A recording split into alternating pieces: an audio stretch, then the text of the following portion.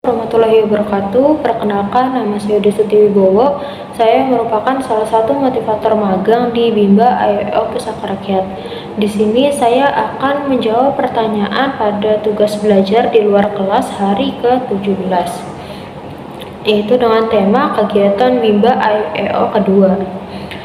Yang pertama mengenai bermain baca-bacaan. Pertanyaan pertama adalah, jelaskan apa yang dimaksud dengan kegiatan bermain baca-bacaan.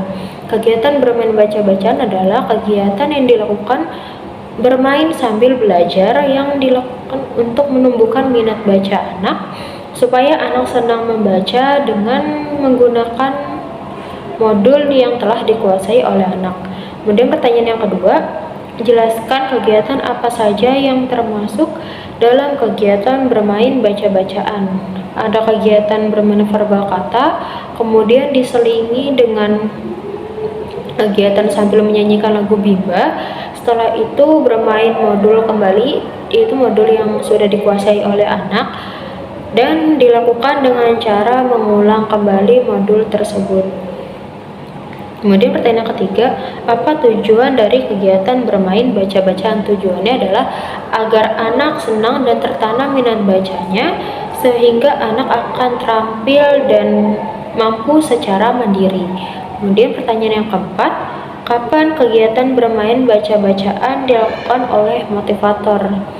Kegiatannya yaitu dilakukan setiap saat. Kemudian pertanyaan kelima, mengapa kegiatan bermain baca-bacaan menjadi kegiatan prioritas utama yang dilakukan oleh motivator? Karena kita mau menumbuhkan minat baca anak dengan mengajak anak atau mengarahkan anak bermain baca-bacaan agar anak dapat mengulang baca-bacaan tersebut, sehingga anak akan terampil dalam membaca. Kemudian pertanyaan yang keenam, apa yang harus dievaluasi oleh motivator ketika anak bermain baca-bacaan? Yaitu melakukan evaluasi kembali untuk mengulang kembali modul yang belum dikuasai atau dipahami oleh anak. Kemudian pertanyaan yang ketujuh, bagaimana cara menerapkan kegiatan bermain baca-bacaan bersama anak? Caranya yang pertama, bermain baca-bacaan bersama-sama seperti pentas baca. Kemudian berdialog dengan anak, selingi kegiatan dengan kegiatan lain seperti menulis, mewarnai, berhitung. Kemudian selanjutnya yaitu bermain baca-bacaan kembali. Pertanyaan ke-8, apa dampaknya jika motivator tidak menerapkan permainan baca-bacaan? Yaitu tidak bisa small step system, tidak dapat fun learning, materi bermain baca-bacaan juga tidak sesuai dengan tahapan anak. Kemudian yaitu pertanyaan berikutnya mengenai teori jam bandul. Pertanyaan pertama, jelaskan apa yang diketahui mengenai teori jam bandul dan berikan contohnya. Yaitu teori jam bandul itu merupakan sebuah teori prioritas di mana kegiatan utama yang menjadi prioritasnya adalah bermain baca-bacaan. Contoh kegiatan utama yaitu bermain modul baca Bimba IWO, membaca buku cerita, berbahasa Bimba, dan bermain verbal kata. Dan untuk kegiatan selingannya adalah menulis, mewarnai, berhitung, atau menarik garis.